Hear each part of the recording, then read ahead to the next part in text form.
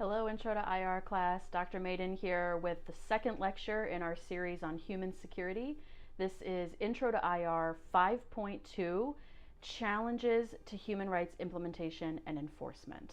And before we get started with that lecture, I thought that we would do something a little creative, bring some humanities in.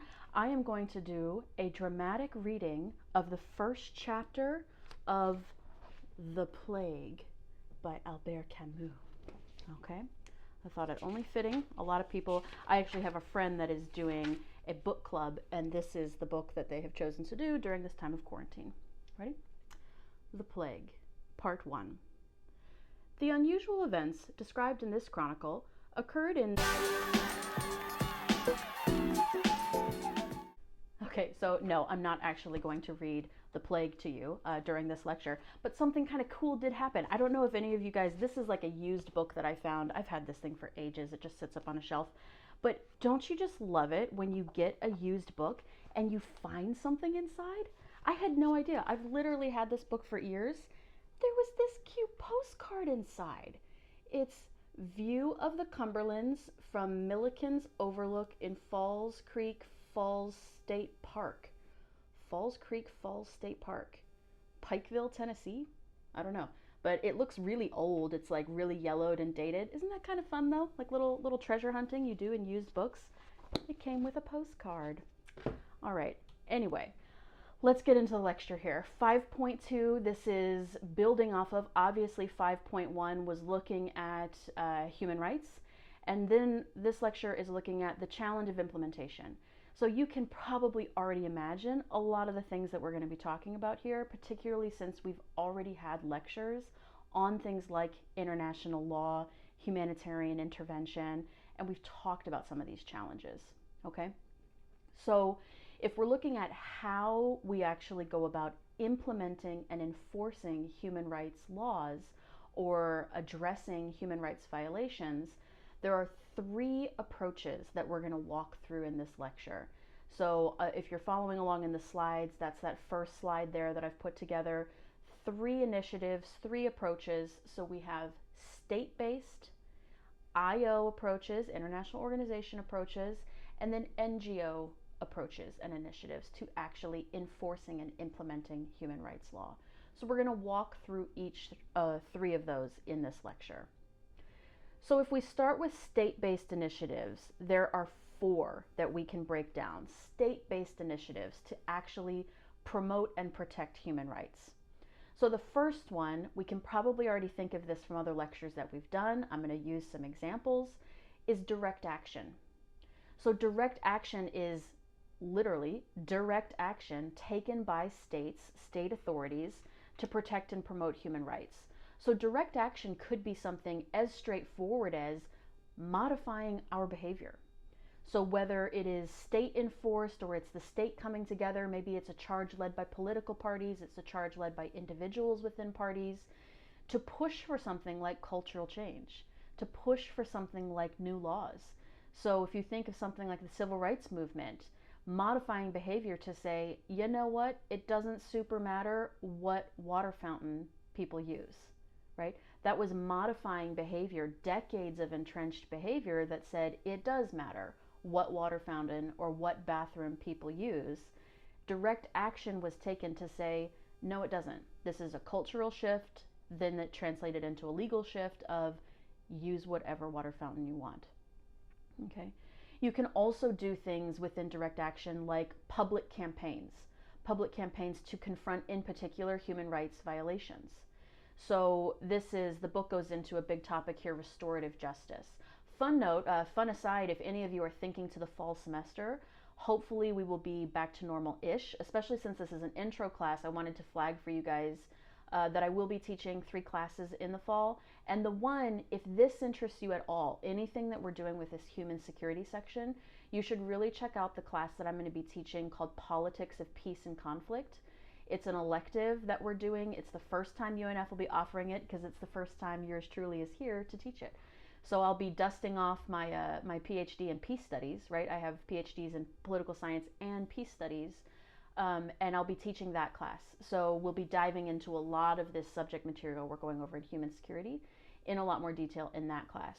Another one that might interest you is it's another elective class within the IR track, and it's global issues in contemporary politics. So those are two that I'll be teaching. The other one, in case it interests you, is going to be African politics. So that counts as a foreign culture credit class, and we'll be doing really deep dives into the African continent, a lot of topics related to comparative politics and international relations. You're welcome to reach out to me if you're interested or want to know more about what does the class look like, etc. But anyway, so direct action. Direct action that states can take the form of something like, a public campaign to confront past human rights violations, something like apologizing. That is a direct action a state can take, or a state leader can take. Apologizing, acknowledging previous abuse, establishing something like truth and reconciliation commissions, hosting trials, holding people to account for the crimes that they committed, sometimes in the name of the state, in the name of the government. But if the government is coming out and saying, you know what, that was the worst, and we are sorry, and we are going to make reparations and host trials. Classic example, building off of the civil rights movement in the US, is what happened at the end of apartheid in Southern Africa.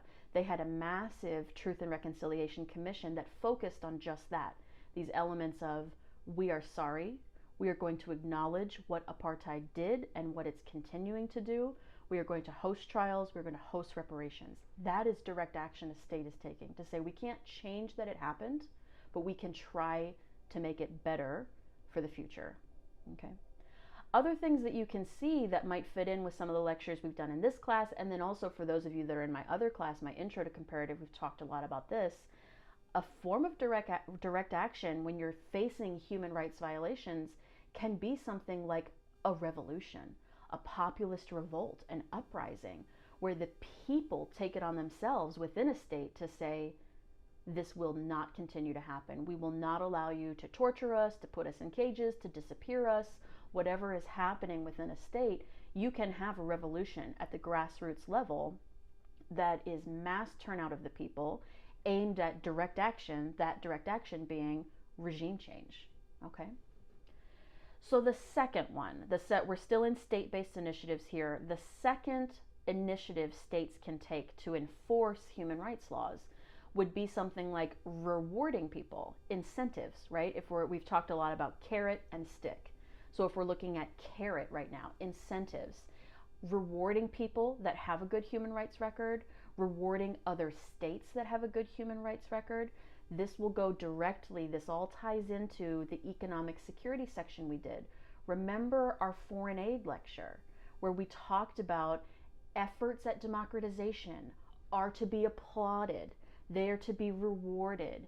If you can prove to me that you are making an effort to democratize, you will get foreign aid from me being the US, right? The third one then, third thing states can do, we did some carrot, now we're getting out that stick, whap with the stick. Punishments, okay? States can punish other states. We've already talked about some of this, particularly think back to the economic security section we did, sanctions. Economic sanctions are that big fat economic stick. Whap, I'm going to hit you with it. If you are not doing what I want you to do, if you're hurting your people, if you're committing human rights violations and I tell you to stop and you don't stop, I will whack you with sanctions.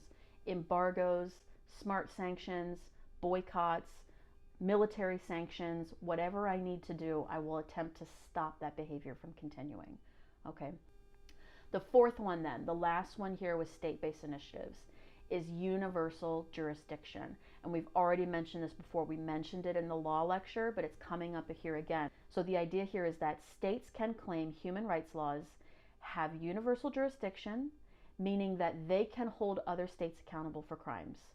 So at this point in time, over 125 countries in the world do claim universal jurisdiction for the following crimes: war crimes, crimes against humanity, genocide, torture, extrajudicial killings, forced disappearances.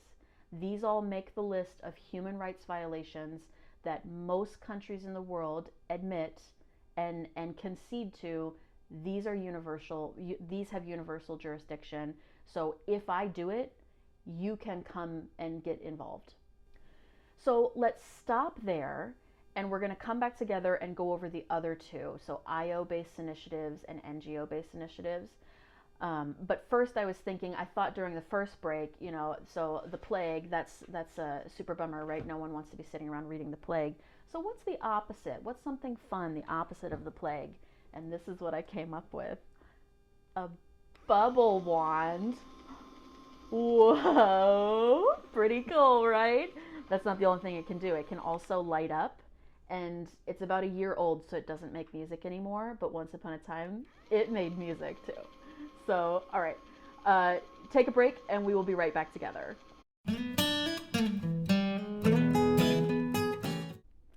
Okay, I've got some of these bubbles just don't want to go away. They're still like floating up at the ceiling, so pretty strong bubble mix. All right, we got two more that we're going to go through here. IO-based initiatives, NGO-based initiatives. So the book kind of breaks down IO initiatives into soft power and hard power approaches. We've talked about this a lot. All semester we've been talking about soft versus hard power. It came up in the midterm, right? Do you remember that came up? So comment down below. I'm sure you all know by now, especially since it was a midterm question. What is the difference? What is soft power? What is hard power? Comment down below if you know. Don't worry, I'll wait. Okay, so soft power initiatives for IOs to promote human rights, not only promote human rights, but also condemn human rights violations, okay? So soft power includes things like getting others to share your values, getting others to do what you want, persuading others, embarrassing others, leading by example, okay? So the UN is the big leader for this in terms of promoting soft power, of this idea of really cultivating a sense of shared values, whether they're really shared or not. And we'll go through two of these examples here to show they've been pushing pretty darn hard to get this idea of a shared consensus of values, but it can be really slow going. Culture is very difficult to change. People are rooted. People are rooted in what they like. They're rooted in what they know. They don't like change. So soft power can be a tough way to move forward, but interestingly, it can often work better in the long run, because soft power, where you're actually shifting culture, tends to be much more effective than just changing a law and punishing people for breaking that law. If you do a cultural shift, people have this expectation of, I wouldn't break that law anyway. Why would I do that, right? So if you can get soft power to work, it really works, but you got to get it to work, and that can be tough. And two big issues, two big groups of people that the UN has put specific emphasis on through the years has been, number one, children, and number two, women. Okay, so very strong pushes within the UN to have this soft power approach to children matter. Children should be protected. Children deserve an education. Children should not be exploited. Children should not work. They should go to school and play and grow. Children should be fed. They shouldn't have to work for their food. They should just be fed. It's a right, okay? So all of these cultural values that they push in terms of protecting and promoting children. So the establishment of something like UNICEF, which their entire mission is the promotion of children, children's rights, focusing on children's education, ending children's poverty, children's health care, etc. In 1990, you had the Convention on the Rights of the Child, and so this filtered down from the UN being the IO up here. This really did filter down into things like the European Union, the African Union. I'm more familiar with the African Union one because I've done a lot of work with it, and I've looked at it in the case of my dissertation and things like that. The African Union one in particular, they actually went even deeper into the Convention on the Rights of the Child than the UN one. They got much more specific to issues facing children on the continent. In particular, this issue of child labor is still very big on the continent, and so they were getting much more specific into the types of labor that children are expected to do, because this can be very cultural, right? It could be that in one country, It's an expectation that children might work in sweatshops, like if you think Industrial Revolution era United Kingdom with all the children and their nimble fingers working in factories, to now someplace like India, children working in factories. In the case of a lot of countries across sub-Saharan Africa, the expectation would be very different. It would be more something like young boys are expected to tend their father's cattle. So you have to be specific to the environment and understand what are the actual dangers here in our culture, in our labor market, where children could be exploited, and we have to focus our laws on that. Okay, so you do see IOs shifting it at the regional level and saying, okay, I'll take that, but I'll twist it, I'll tweak it to fit my needs. Okay, and my needs is children should not tend to cattle. Okay.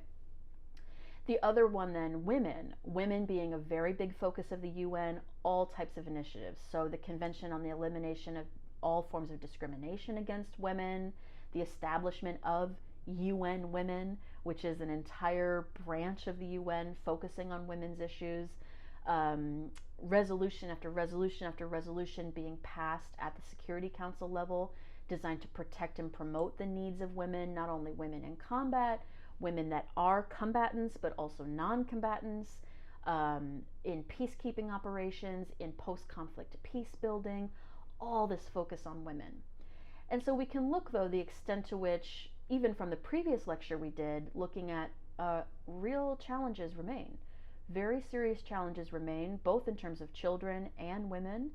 So the extent to which we can say this soft power, shared values has really deeply entrenched itself all the way around the world the way we want it to, we've definitely come a long way. Absolutely, we've come a long way. But we're not there yet in terms of saying, yeah, women aren't exploited.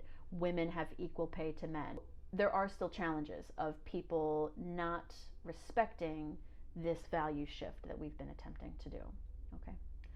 And then we come to hard power. So that was soft power. Hard power, then, the ability to coerce or reward. All right, so hard power, especially if we're getting not only into military, but a lot of people are making the case in this neo-Westphalian era that it's not just military power, economic power can almost be seen as a form of hard power. When you see the power of something like sanctions, it's hard to argue the other way, that it's not a hard power, right? To say, I'm cutting off your access to money, I'm cutting off your access to aid, okay? So hard power then, you see, we've already talked about this in a previous lecture. Hard power would be things like humanitarian interventions in Bosnia, Somalia, East Timor, Haiti, Macedonia, Kosovo. We've gotten involved, the international organizations have gotten involved in countries all over the world trying to push a hard power approach to protecting human rights, right? Sanctions we already mentioned, trials we already mentioned, right? And threats of imprisonment. I just noticed the slide says treats. Imprisonment is not a treat. I'm sorry, threat of imprisonment. So this last one here, we're almost done, guys. Last one, NGO-based initiatives. How do NGOs get involved here? Because we've been talking ad nauseum, all semester we've been talking about how there has been a shift at the end of the Cold War from a Westphalian system to a neo-Westphalian system. The state is not as important as it used to be. We've had the rise in multinationals, NGOs, IOs, right? We've talked about this a lot. So NGOs, where is their place in this? They probably have a place. If they have a place in all these other things we've been talking about at the second half of this semester, they have a place in this. What do they do? NGOs are the same with IOs. They can use soft power and they can use hard power approaches. So even if you just think of a couple of NGOs that are worth knowing, the book has it's got a table. I didn't copy and save it here, but you can look at it. If this is something that interests you and you don't know enough about some of these big organizations, check out the book, check out that chart, and it provides you with the names of the organization, what they focus on, and a link, their link to their website. But a couple would be things like Amnesty International, Human Rights Watch, the International Red Cross, Red Crescent Societies, and there's lots of approaches NGOs can do. So NGOs can do things like monitoring and evaluation. NGOs can go in to peacekeeping settings and say, okay, UN, you're here to help, but we are getting devastating reports of UN officials raping civilians. This has happened. This has happened in a lot of cases where the UN has gone in to be helpers and they're hurting people in the process. Okay, so there's a lot of studies that have been done to show the extent to which that happens and how we stop that from happening and how you treat those types of cases when they do happen. Monitoring and evaluation. You can also have reporting. NGOs are very powerful for this, reporting and publicizing violations. We call this naming and shaming, okay? Naming and shaming. So this would be NGOs going in and naming and shaming someone like Muammar Gaddafi or Charles Taylor in Liberia, calling them out for their abuses, attaching their name to the crimes, because then it's really hard. Then it becomes on that person, if it's the head of a state or if it's a general.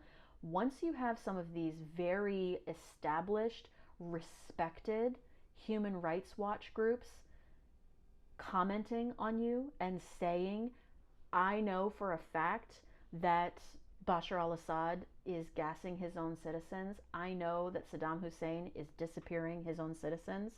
I have proof. I've got receipts. Then it becomes the burden on that individual to try and say, no, I didn't, right? And that's really difficult, particularly in this day and age when you have things like, I have the video. I have the live stream of the massacre. I have the pictures. The person escaped. Here are their scars from their torture, right?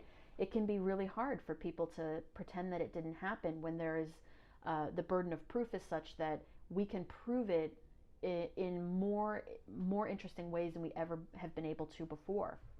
Even something fascinating, I showed it in my last semester in my African politics class, even doing things like using cell phone data to GPS locate people. And so if a general is saying, I wasn't there, they were able to get a warrant for his cell phone and put him on location at the event when it happened, right? So it's amazing what some of this technology can do for catching people in the act, holding them accountable. And NGOs can get that ball rolling really quickly often by naming and shaming. The other thing that they can do here, and this is what we'll end on, is advice and recommendations. So a lot of NGOs actually have consultant status with things like the United Nations Security Council. And so they can get advice, they can seek recommendations from these organizations as to what do you think we should do? Should we try a sanction? Do you think a sanction would work? What type of sanction should we do? If we don't do a sanction, do we need boots on the ground? What should that look like? Should it be a monitoring mission? Should it be a defensive, offensive mission? So NGOs can be very mission critical for international organizations, but states as well, for saying, we have the information that you lack. We can advise you as to what the best step forward is. Okay? So that's where we'll stop here. I can just ask a couple of questions that we can be mulling over as we're moving into the end of the semester. So the first one would be, we've looked at states, we've looked at IOs, we've looked at NGOs. Who do you think can most effectively implement human rights of these three groups? States, IOs, NGOs. Who can do this most effectively and why? Why do you feel that way? Another question we could ask is, should more crimes fall under the role of universal jurisdiction? At this point, we have the chunk of them that are covered by the International Criminal Court, so war crimes, genocide, crimes against humanity. Should more crimes be recognized by more states as being universal? Would that matter? Would that change anything in terms of implementation if more crimes were under universal jurisdiction? Okay? We'll stop there. Comment down below if you have any questions. You can email me if you have any questions. We've only got one lecture left, guys. One. So please stick with me. I'll see you for the next lecture and have a great day.